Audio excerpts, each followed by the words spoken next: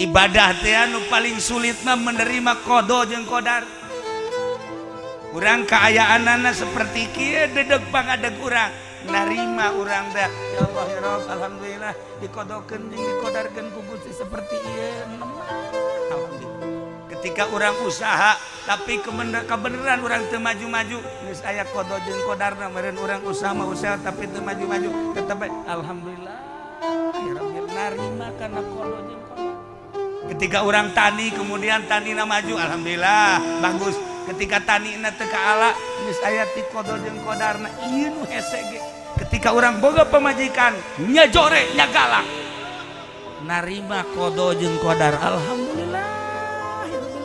ya kan hese narima qada jeung qadar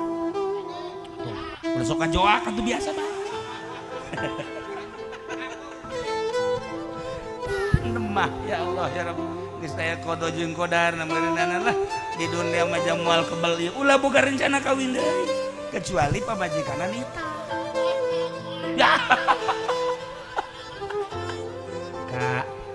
ulah mangarasa beungeut sakili ayana kondisi awak sakili ayana beusi kakak hayang nyandung mumpung di dunia jagagah kene mangga ulah mah geus bae pokona mah ridho malah lamun aya ulah nu nganteurna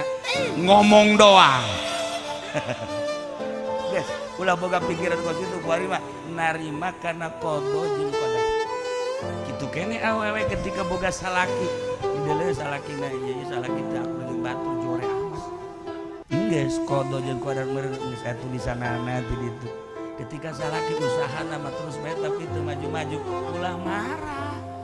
geus berenang merontak kumaha merontak ge jeung meureun geus aya catetan jeung tulisanana geus lah di dunia mawalila narima kana kaayaan salaki tiis berarti asal ieu hirup tiis salaki moal marah ka pamajikan moal marah ka salaki lantaran narima